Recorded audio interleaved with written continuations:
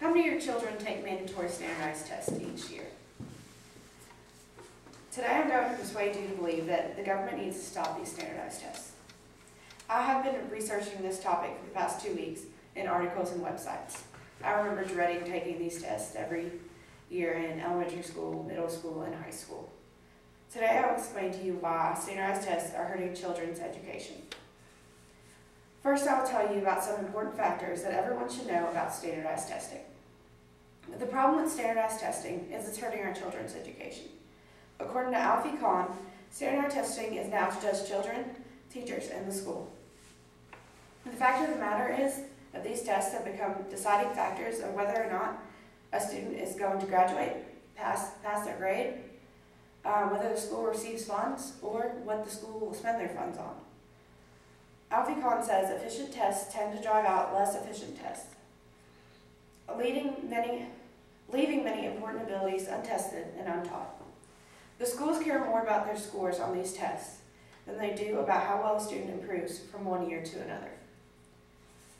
In many districts, raising test scores have become the single most important indicator of school improvement.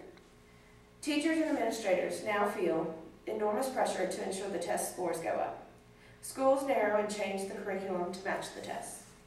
Teachers teach only what is covered on the test, and methods of teaching conform to the multiple choice formats of the test. Errors in standardized testing states that these tests do not give description of how well a student comprehends subjects. The reading comprehension section is a bunch of random passages and questions on short paragraphs. These questions rarely examine how students interrelate parts of the text and do not require justification that support the interpretations. Indeed, the whole point is a quick finding answers rather than a reflective of the interpretation. It is the same in the mathematics portion. Only 3% of the math questions require high-level conceptual knowledge, and only 5% tested the students on high-level thinking skills, such as problem solving and reasoning. The article on Fair Test talks about 3 different types of tests. The readiness test, which is used to determine if a child is ready for school, and are very inaccurate, and encourage the use of academic, developmentally inappropriate primary schooling. Screening tests for disabilities are often not adequately validated. This is, it's not proven that they are accurately measured for disabilities. They also promote a view of children as having deficits to be corrected, rather than having individual differences and strengths to which to build. While screening tests are important to be used to refer children for further diagnosis, they often are used to place children in special programs. Tracking tests hurt slower students, and they mostly do not help the students who are further along. According to Linda M. McNeil, the contests of the courses in school are changed due to standardized testing. The information teachers want their students to learn is having to be memorized in a chart form for them to pass the standardized test. Understanding materials used to be more important than what your school has. The SAT and ACT does not show how well a student will do in college. Basically, these tests do not show how the student thinks or their aptitude. The verbal section of these tests are basically a vocabulary test. They give you a word and you have to tell them the definition or simile of it. These tests are not necessary for deciding who can go to a college and who can't.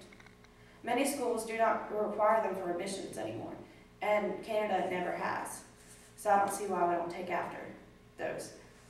A lot of people have their hands in the process of whether or not a student will graduate, and this is only due to standardized testing. First of all, legislation requires standardized tests for all students to graduate. Secondly, a mandate requires each school's scores increased by a certain amount each year. And lastly, the State Department of Education will require us to submit these scores quicker than it is humanly possible to grade them. Next, I will tell you what we are able to do to help. The problem with standardized testing can be solved by doing away with standardized testing. Lee Kursera says that the government needs to give some fundings to all schools, no matter the poverty of the school or the high end of school. If the lower schools had the funding, children would do better. They would have the same advantages that the higher level schools have.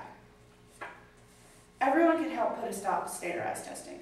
In the article Test Problems, it shows that a way some parents have gone to stop standardized testing is by boycotting it. They wouldn't allow their kids to go to school.